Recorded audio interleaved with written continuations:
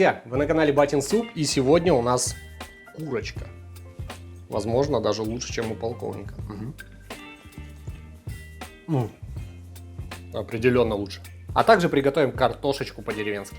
Ну что, давайте начнем. Я не буду сейчас грузить вас с разделкой, я все подготовил заранее. Тут такая у меня заготовочка. Тут у меня 2 цыпленка, я разделал на бедрышки, голени, крылья. И у меня была чертова гора крыльев в морозилке. Я просто обычно покупаю курицу целиком, разделываю. И обычно крылышки вот ни туда, ни сюда. Я их замораживаю, когда их накапливается много, жарю. Приступим. Я сейчас разложу в какую-нибудь жаропрочную посуду курочку. Но не вместе, а вот крупные куски с крупными, а мелкие, собственно, крылья с мелкими. Грудку я тоже буду готовить, но она в этой процедуре не нуждается. Малыши. По разным, потому что держать их в духовке я буду разное время. Так, курочку я упаковал. Можно ее сейчас посолить.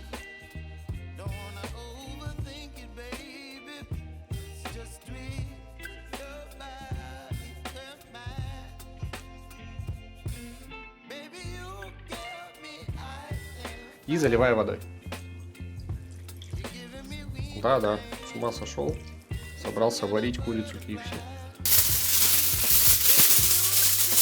Это вместо крышки.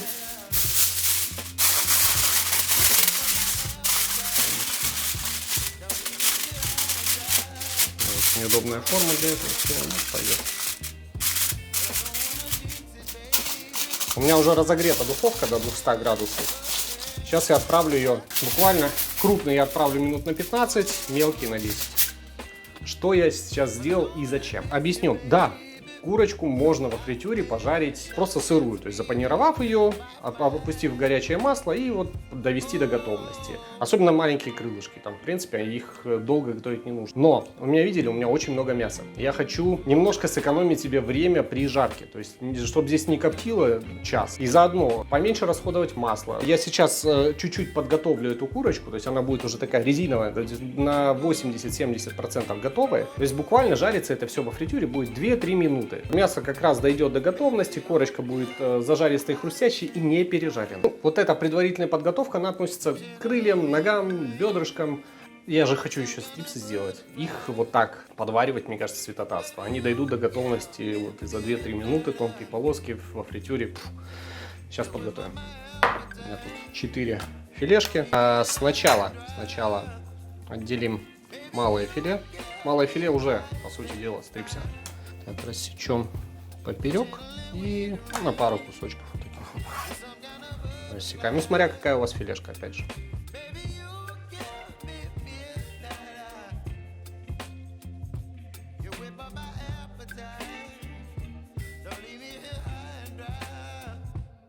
Вот, филешки я подготовил, можно пока куда-нибудь убрать.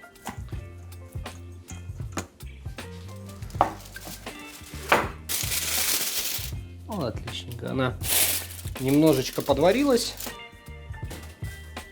Прелесть еще и в том, что вот при таком небольшом подваривании панировка лучше прилипает. То есть курочка сейчас такая более липкая, чем когда она сырая. И этот прием можно использовать, если вы просто хотите пожарить в панировке курицу. Да, без фритюра, то есть неважно, на сковороде чуть-чуть подварили. Если у вас мелкие сухарики, они очень легко налипнут. Не нужно там использовать какую-то мучную, потом лизон, потом сухарики. Вот это на такую курочку мелкие сухари налипнут просто так. Так, что, достаем вторую.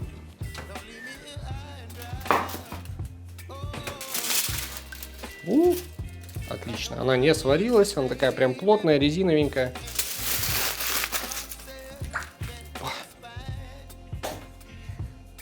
Это пока уберу остывать. Да, у нас же еще картошка, я чуть не забыл. Разумеется, о картошке я позаботился слегка заранее, но для вас покажу вот буквально на 2 штучках, как приготовить офигенную такую по-деревенски картошечку. Картоха, кастрюля, вода. На огонь. Сразу можно присолить.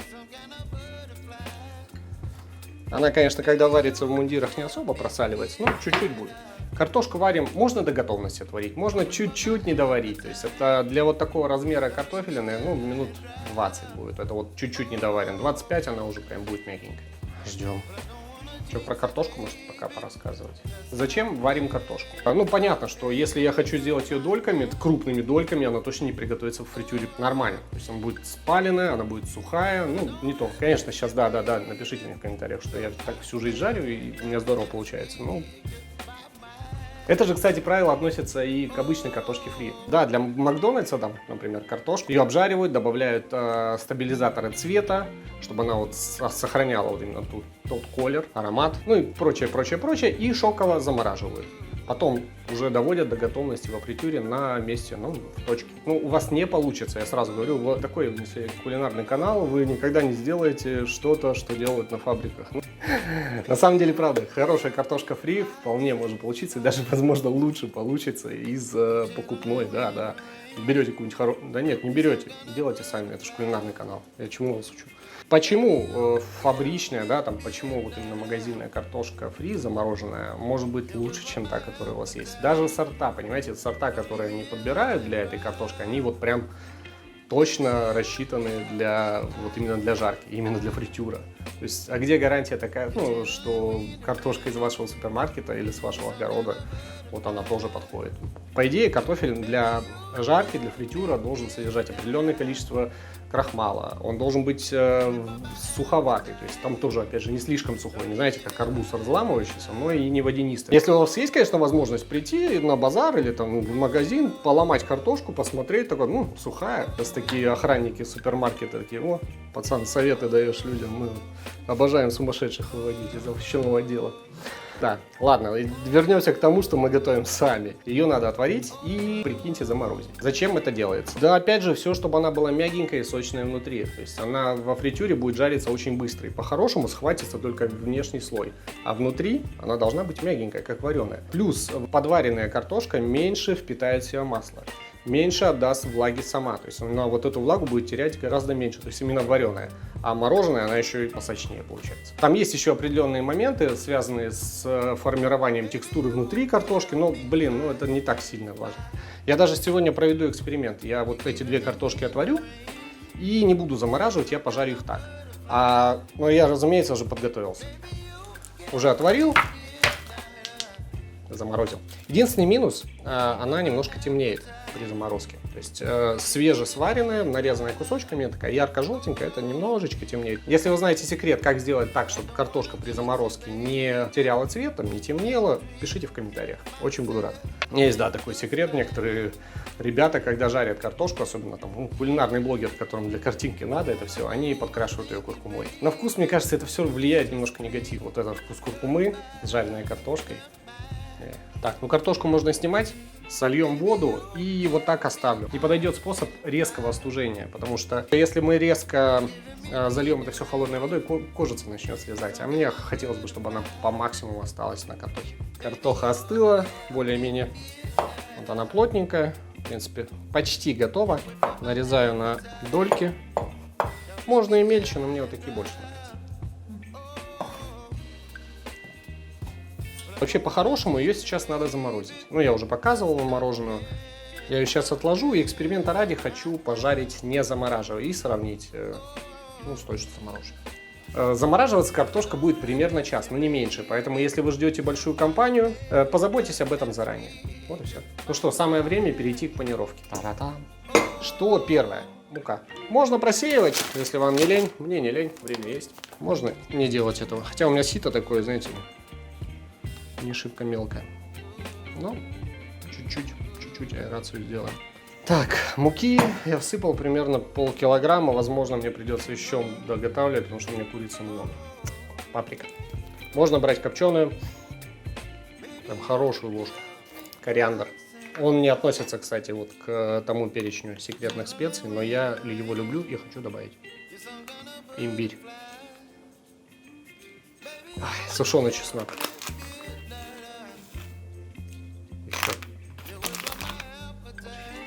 У меня есть еще тимьян, базилик, черный перец. Но так как он не мелкая пудра, да, я его сейчас все в одну мельницу загружу и перемолю. Так, много перца мне не надо будет. Так, базилик. Можно еще орегано. Подожди, у меня же есть орегано. Масло. Тимьян. И чуть не забыл, чуть-чуть орегано. И все вот так перемелим. Если хочется поострее, то можно добавить еще, ну, понимаете, чего, чили. Да. 11-я специя, соль. Обязательно посолить. Хорошенько это все перемешаем. И я, наверное, наберу еще немножко муки, просто чтобы не переводить вот эту ароматную панировку. Вот, сейчас увидите зачем. И в отдельную маленькую мисочку чуть-чуть еще муки. Зачем я насыпаю отдельно муку? Я просто не хочу переводить вот эту уже пряную ароматную панировку, ну, попусту. Собираем небольшой конвейер. У меня здесь просто мука, здесь панировка, ну, ароматная, вкусная, и кастрюлька с водой. Можно, по идее, ограничиться вот без муки, то есть только панировкой и водой, то есть туда-сюда. Но я хочу просто, зачем ее переводить впустую, если есть, можно просто муку использовать. Погнали. Берем, валяем в муке. Так. Ну, сейчас немножко сделаю. Просто фишка в том, что вот эта мука, она смоется сейчас наполовину. Там чуть-чуть останется, налипнет такое мини-тесто, которое позволит сформировать эти хлопья. Так, много не кладем. Теперь буквально на раз, два, три в воду. И откидываем в панировку. Теперь здесь хорошенько вываливаем. И получается вот такие вот штукенцы.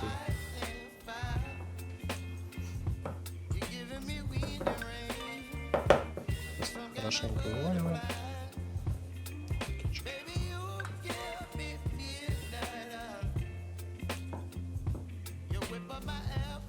Входим сюда и сюда. И здесь уже хорошо вот так вот панируем. Ну и выкладываем на какую-нибудь плоскую поверхность. Не выкладывайте слоями, то есть в один слой, чтобы ну, не слипались, не скатывались. Со стрипсами поступаем точно так же. Фух. Все, я все запанировал, малость устал. Пора переходить к фритюру. Ну, это не совсем фритюр. Понятно, меня сейчас повара будут поправлять. Там это не фритюр, это вообще-то у тебя просто кастрюля с маслом. Хорошенько высушим кастрюльку и на плиту.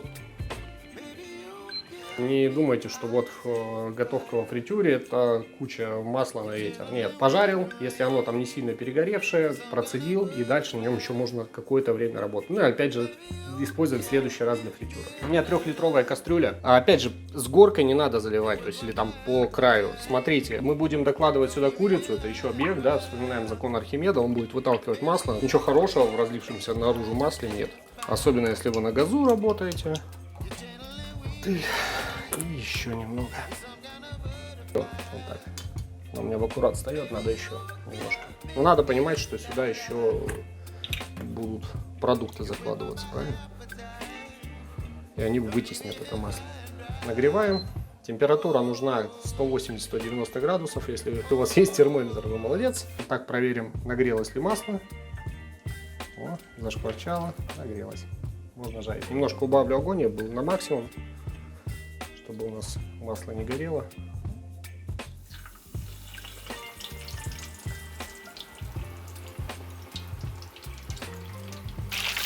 Ну все готово, я думаю.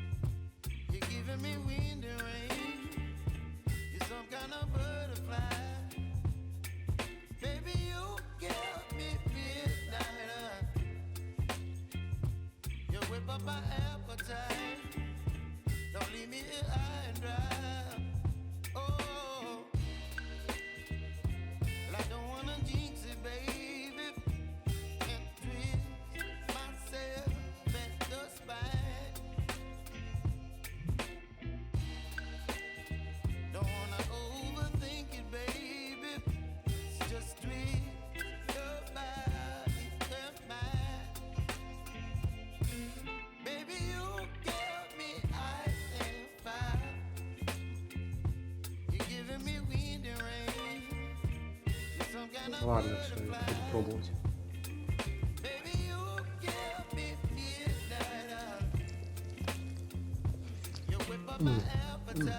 Очень вкусно. Хорошо пожарилась корочка. И при этом очень мягкая, нежная курочка внутри. Кстати, рецепт соуса выложу отдельное видео. Итак, это картошка, которую я замораживал. Это картошка, которая, ну, вот просто сваренная и отправлена в фритюр. Я, наверное, начну с нее.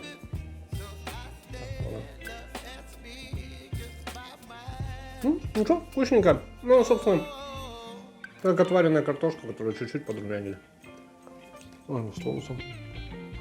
Соус перебил вкус. Хорошо, все, это очень вкусно. Переходим к подмороженной.